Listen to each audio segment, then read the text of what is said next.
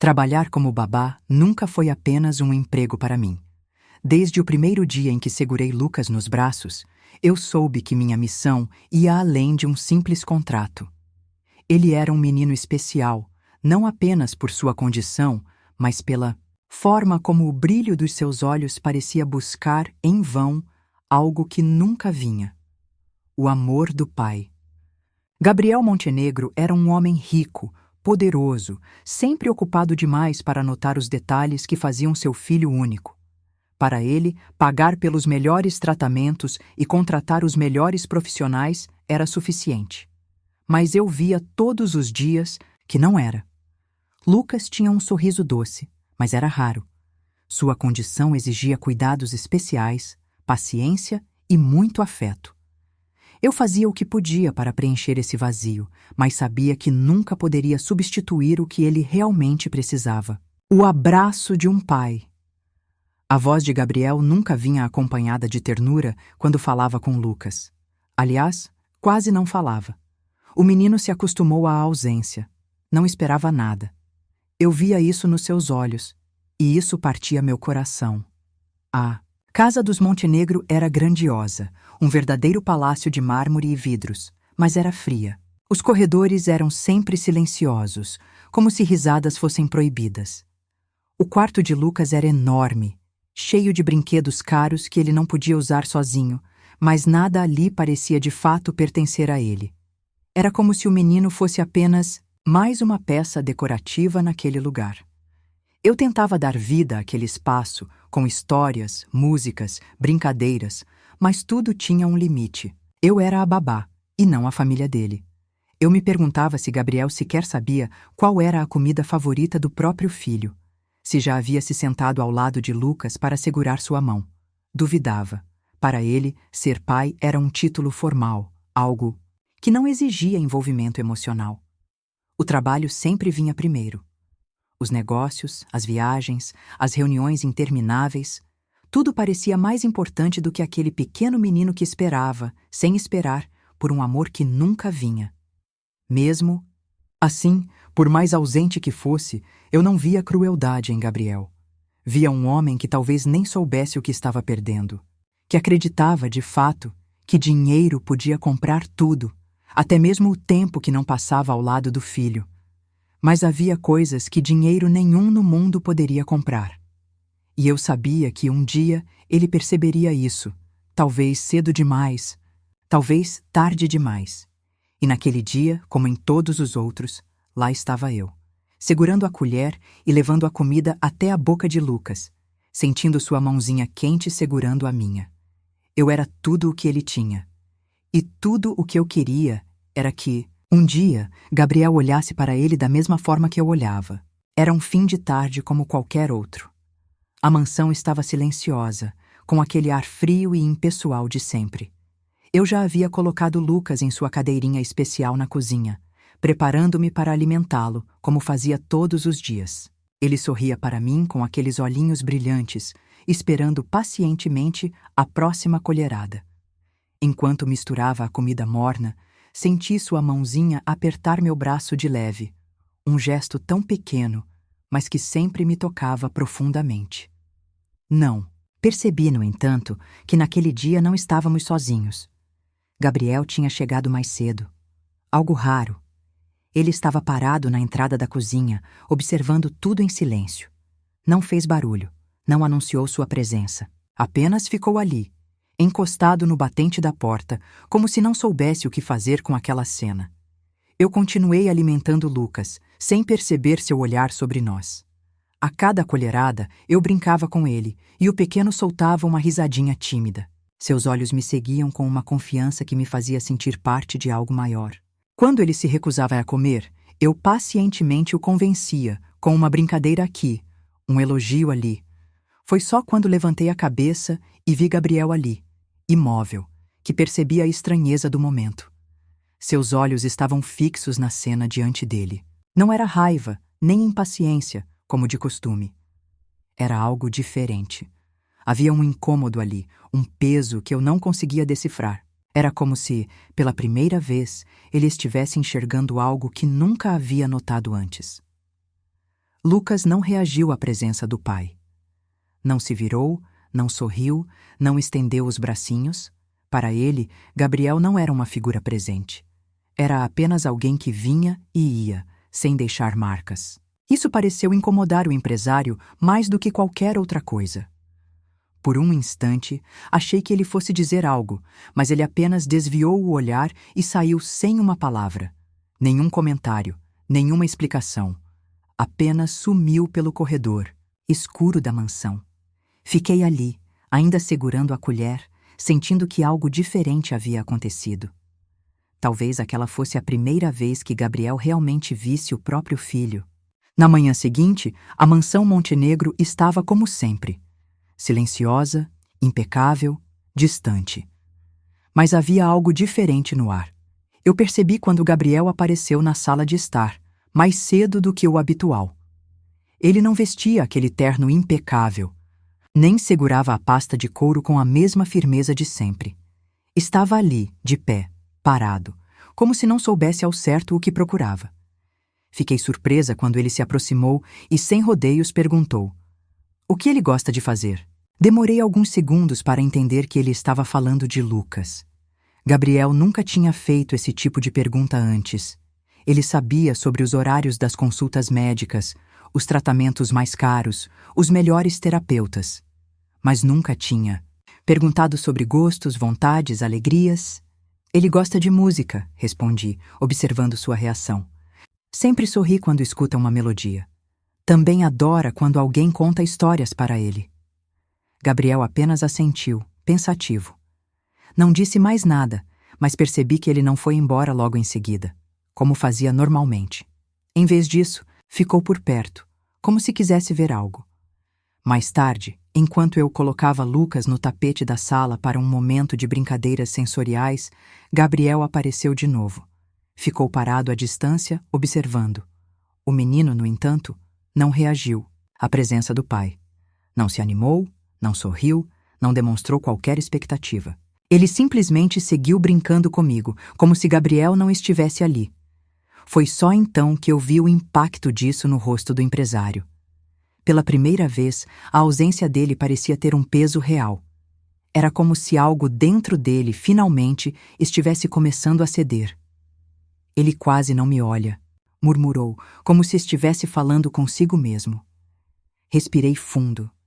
Havia tantas coisas que eu poderia dizer, tantas verdades que ele precisava ouvir, mas não cabia a mim forçá-lo a enxergar. Talvez porque ele não tenha aprendido a esperar. "Por você", respondi, sem acusá-lo, apenas dizendo a verdade. Gabriel não disse nada. Apenas desviou o olhar, como se processasse aquelas palavras. Então, sem dizer mais nada, virou-se e saiu. Eu sabia que algo havia mudado, mas não sabia se isso seria o suficiente. No dia seguinte, percebi algo incomum na rotina da casa. Gabriel não saiu apressado para o trabalho como de costume. Ele permaneceu por perto, observando Lucas com um olhar que eu nunca havia visto antes. Havia curiosidade, talvez até uma pontinha, de insegurança. Era como se, de repente, ele tivesse notado que havia um abismo entre ele e o próprio filho, e agora não soubesse como atravessá-lo.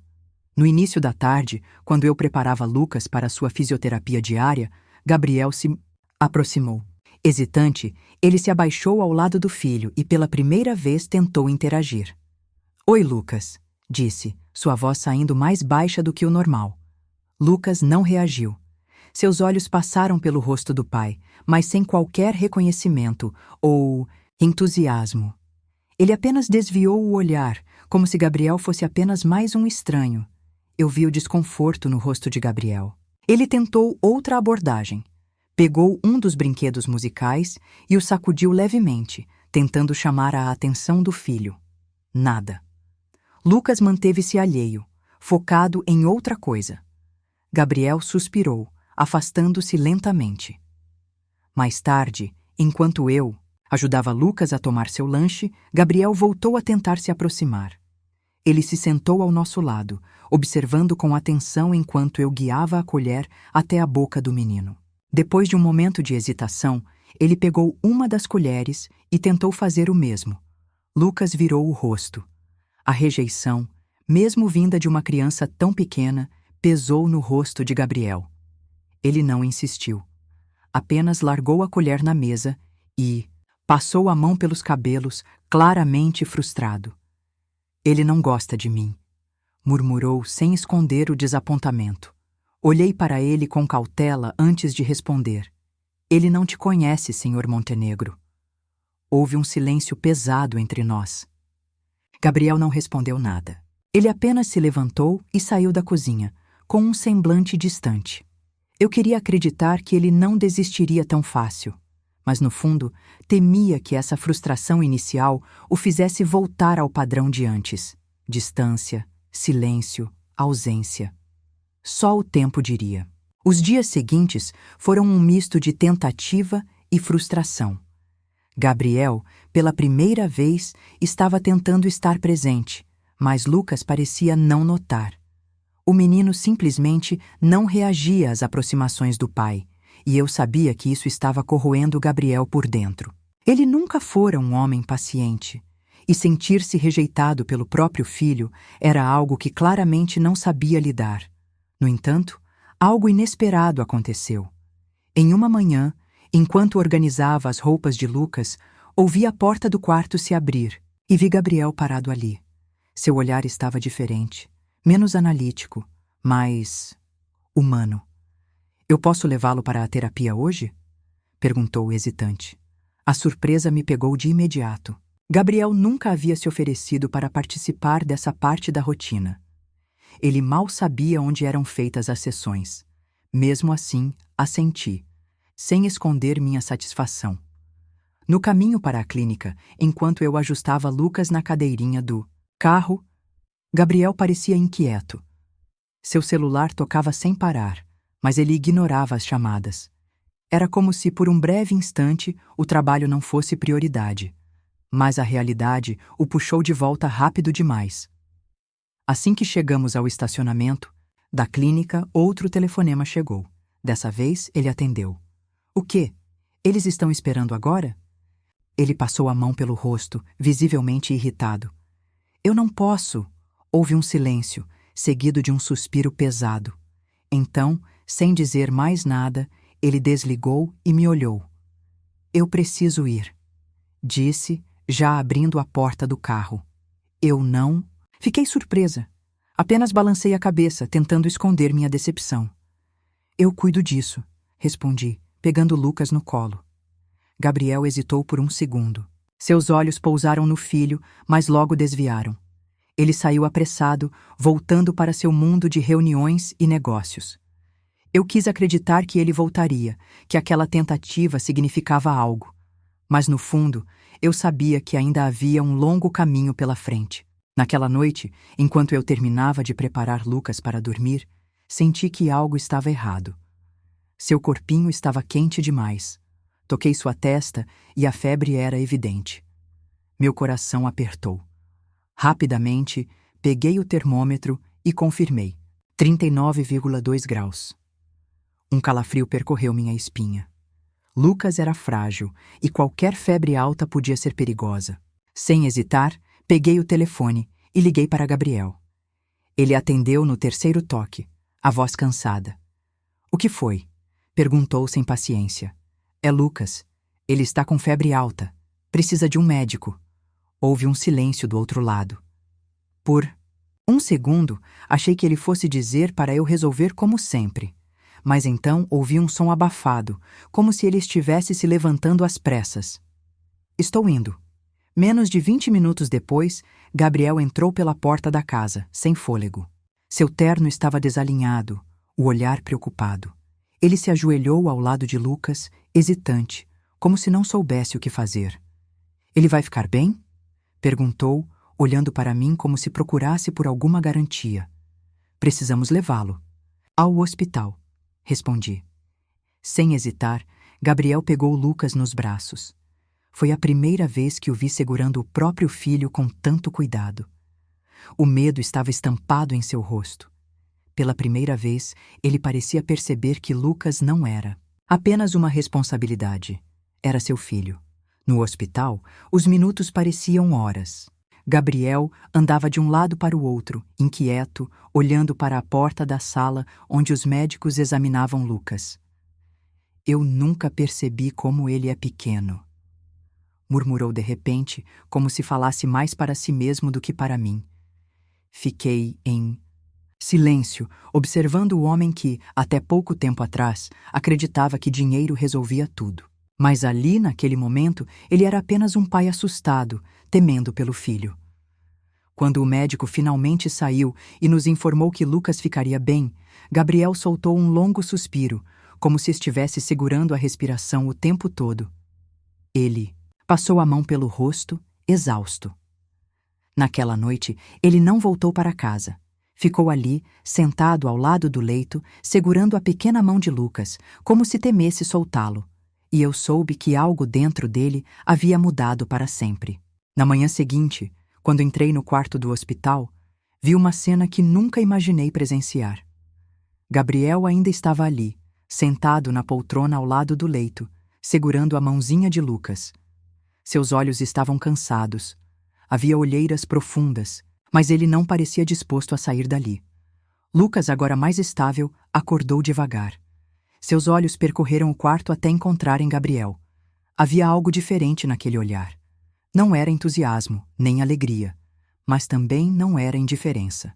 Talvez fosse curiosidade, talvez um reconhecimento tímido. "Bom dia, campeão", Gabriel murmurou com a voz rouca. Fiquei surpresa. Ele nunca havia chamado o filho assim antes. Lucas apenas piscou lentamente, sem saber como reagir. Mas não. Tirou a mão da de Gabriel. Foi um pequeno gesto, mas para Gabriel parecia significar o mundo. Mais tarde, quando Lucas voltou a dormir, Gabriel me chamou para conversar. Ele estava diferente. Parecia vulnerável, algo que eu nunca tinha visto nele. "Como você faz isso?", perguntou, olhando para mim com uma sinceridade que me desarmou. "Como consegue lidar com ele?" Respirei fundo antes de responder. "Eu o conheço, Sr. Montenegro. Conheço seus gostos, seus medos, a maneira como ele gosta de ser tocado. Passei tempo com ele, e ele sabe disso." Ele ficou em silêncio, pensativo. Então, respirou fundo e tomou uma decisão que me pegou de surpresa. "Quero aprender. Me ensine a ser pai." Aquelas palavras me atingiram de um jeito que eu não esperava. Gabriel Montenegro, o homem que sempre acreditou que dinheiro resolvia tudo, finalmente havia entendido que havia algo muito mais valioso que ele nunca soube como conquistar. Naquele momento, soube que sua jornada estava apenas começando. Nos dias seguintes, Gabriel se esforçou de verdade para cumprir sua promessa. Ele começou a passar mais tempo com Lucas, tentando entender as pequenas coisas que faziam o menino se sentir seguro. No início, foi desajeitado. Ele não sabia como segurar o filho direito, como brincar com ele, como interpretar suas expressões. Mas, pela primeira vez, ele não desistiu. Eu o via observando atentamente quando eu alimentava Lucas, quando o colocava para dormir, quando cantava para acalmá-lo. Ele fazia perguntas, absorvia cada detalhe, tentava imitar meus gestos. E, aos poucos, Lucas começou a notar a presença do pai de uma forma diferente. Não com indiferença, mas com curiosidade. No entanto, essa mudança começou a ter consequências. No mundo de Gabriel, sua ausência no escritório já estava sendo notada. Os sócios começaram a pressioná-lo, os clientes reclamavam. Para um homem acostumado a ser o centro dos negócios, aquilo era uma ameaça real. Naquela tarde, ele recebeu uma ligação urgente. Eu o observei enquanto ele andava pela sala, tenso, com a testa franzida. Eu sei, mas não posso." "Agora?", respondeu, tentando conter a frustração. Lucas, sentado no tapete, brincava com um de seus bichinhos musicais. Pela primeira vez, ele olhou para o pai e estendeu o brinquedo, como um convite. Gabriel hesitou. Eu vi o conflito nos olhos dele. Trabalho ou família? Negócios ou o filho? Então, algo inesperado aconteceu. O celular tocou novamente, mas dessa vez Gabriel desligou sem atender. Ele se abaixou ao lado de Lucas e pegou o brinquedo das suas mãos, apertando o botão que tocava a música. Lucas sorriu. Foi a primeira vez que vi Gabriel sorrir de volta. Naquele instante, ele tomou sua decisão. Depois daquele dia, algo mudou em Gabriel. Ele começou a reorganizar sua vida, colocando Lucas no centro de suas prioridades. Eu via isso nos pequenos detalhes. As reuniões que antes eram inadiáveis agora podiam esperar. As viagens que pareciam essenciais foram adiadas sem hesitação. Pela primeira vez, ele estava escolhendo estar presente. E Lucas percebeu.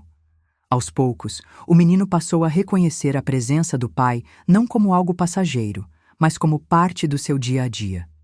Ele começou a aceitar o toque de Gabriel, a responder quando o pai chamava seu nome. Pequenos avanços que significavam o mundo para quem acompanhava aquela relação desde o início. Uma tarde, enquanto eu organizava alguns brinquedos, Gabriel me chamou na sala. Seus olhos estavam diferentes, carregando uma emoção que ele raramente demonstrava. Clara, eu nunca te agradeci de verdade por tudo que fez pelo meu filho. Eu sorri, tentando minimizar. Eu só fiz o que qualquer pessoa faria. Mas ele balançou a cabeça. Não, você fez mais do que isso. Você foi a única que esteve aqui por ele quando eu não estive. Naquele momento, percebi que meu papel ali estava mudando. Lucas já não dependia apenas de mim. Gabriel finalmente estava assumindo o lugar que sempre foi dele. Foi então que aconteceu algo que me deixou sem palavras. Lucas olhou para o pai e, pela primeira vez, murmurou: "Papai." A voz saiu fraca, quase um sussurro, mas o impacto foi avassalador. Gabriel ficou paralisado. Seus olhos encheram de lágrimas que ele não tentou esconder. Ele pegou a mãozinha do filho com delicadeza e sorriu como nunca antes. E ali, naquele instante, eu soube que Lucas, finalmente, tinha encontrado o pai que sempre esperou. Depois daquele momento, nada mais foi como antes. Gabriel, que um dia acreditou que amor se comprava com presentes e conforto, agora entendia que a verdadeira riqueza estava no tempo que passava ao lado do filho. E eu via essa transformação todos os dias. Ele começou a levar Lucas às terapias, a participar das pequenas rotinas diárias, a segurar sua mão com firmeza, sem medo. O menino, que antes mal reagia à presença do pai, agora sorria quando ele entrava no quarto. A conexão entre os dois crescia a cada olhar, a cada toque, a cada palavra trocada. Foi então que Gabriel tomou uma decisão que surpreendeu a todos. Ele anunciou que criaria uma fundação para ajudar crianças com deficiência a terem acesso a tratamentos de qualidade. Inspirado por Lucas, queria garantir que outras famílias não passassem pelo que ele passou. Mas, dessa vez, não seria apenas um investimento financeiro. Ele queria estar presente, queria fazer parte disso de verdade. Eu continuei ao lado deles, não mais apenas como babá, mas como alguém que fazia parte daquela família. Gabriel fez questão de deixar claro que meu papel na vida de Lucas nunca seria esquecido. Em uma tarde tranquila, enquanto brincávamos no jardim, Gabriel se aproximou de mim e disse algo que me fez sentir que tudo valera a pena. Você foi a ponte que me trouxe até ele. Obrigado por nunca desistir de nós. Olhei para Lucas, que brincava distraído, e sorri. Ele sempre esperou por você, Gabriel. Só precisava que você também o esperasse. Naquele momento, entendi que minha missão ali tinha sido cumprida. Lucas não estava mais sozinho. Ele tinha, finalmente, o pai que sempre mereceu. E Gabriel, que um dia viveu preso em um mundo frio e distante, encontrou no filho o amor que nunca soube que precisava. Para aqueles que se perguntam sobre a mãe de Lucas, ela faleceu no dia em que ele nasceu. Foi uma perda difícil, e eu acredito que, de certa forma, Gabriel nunca soube como lidar com isso. Ele mergulhou no trabalho, tentando evitar a dor, e acabou se afastando do filho sem perceber. Durante anos, Lucas cresceu sem o carinho do pai, não porque Gabriel não o amasse, mas porque ele simplesmente não sabia como demonstrar esse amor. Mas, felizmente, ele teve uma segunda chance, e decidiu agarrá-la. E assim, Gabriel descobriu que a maior riqueza da vida não estava nos negócios, mas nos laços que construiu com seu filho. O tempo que ele passou tentando preencher sua ausência com dinheiro nunca poderia substituir. O olhar de reconhecimento de Lucas, o som da sua voz chamando papai pela primeira vez. Quantas vezes deixamos de valorizar o que realmente importa por estarmos focados em coisas que, no fim, não nos preenchem? E você? O que faria no lugar de Gabriel? Será que teria percebido a tempo? Clique no vídeo que está na tela para continuar essa jornada de autoconhecimento e refletir sobre escolhas que podem transformar vidas. Não se esqueça de se inscrever no canal para mais histórias emocionantes como essa. Até a próxima!